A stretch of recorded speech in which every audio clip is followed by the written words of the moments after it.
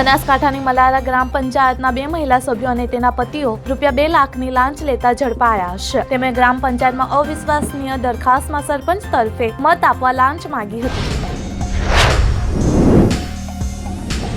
રાજ્યનો મુખ્ય ધ્વજવંદન સમારોહની ઉજવણી તાપી જિલ્લામાં થનાર છે. રાજ્યપાલ આચાર્ય દેવવ્રત અને મુખ્યમંત્રી ભૂપેન્દ્રભાઈ પટેલ પ્રકૃતિના ખોળે વસેલા તાપી જિલ્લામાં પોતાની પ્રેરક ઉપસ્થિતિ નોંધાવશે.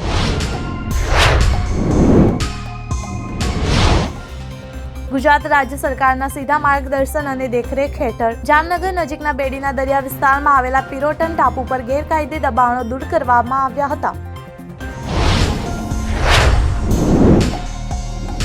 જમ્મુ કાશ્મીરના કઠુઆ જિલ્લાના ઉચાણવાલા વિસ્તારમાં શનિવાર વહેલી સવારે સેનાના જવાનો અને આતંકવાદીઓ વચ્ચે ગોળીબાર થયો હતો. ભાગેલા આતંકવાદીઓને શોધવા મોટા પાયે સર્ચ ઓપરેશન ચલાવવામાં આવી રહ્યું છે.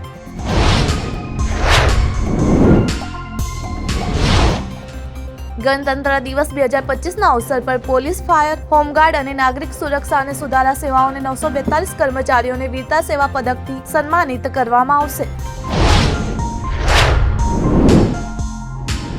ભાજપ નેતા ટી રાજસિંહે 15 મિનિટ વાળી પ્રતિક્રિયા આપતા વિવાદિત નિવેદન આપ્યું છે. અમારા નાગા સાધુઓને 15 મિનિટ આપી દેવામાં આવે તો હૈદરાબાદમાં 15 મિનિટની વાત કરનારા પાકિસ્તાન ભાગી જશે.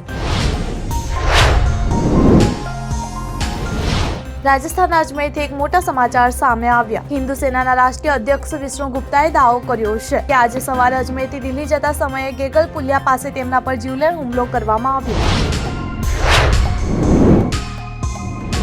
લિવ ઇન રિલેશનશિપને લઈને અલ્હાબાદ હાઈકોર્ટે મોટો નિર્ણય સંભળાવ્યો. હાઈકોર્ટની બેન્ચે લગ્નના બહાને શારીરિક સંબંધોનો મામલો પતાવી દીધો છે. લિવ ઇન રિલેશનશિપને સામાજિક રીતે સ્વીકારવામાં આવતી નથી.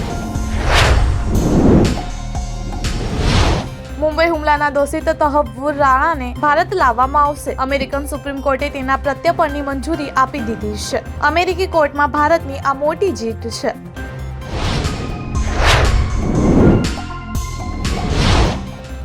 નેવુંના દાયકામાં લોકપ્રિય અભિનેત્રી રહેલી મમતા કુલકર્ણી ફરી એકવાર સમાચારમાં છે. તાજેતરમાં મહાકુંભમાં હાજરી આપી હતી, જ્યાં તેણે સંન્યાસ લીધો છે.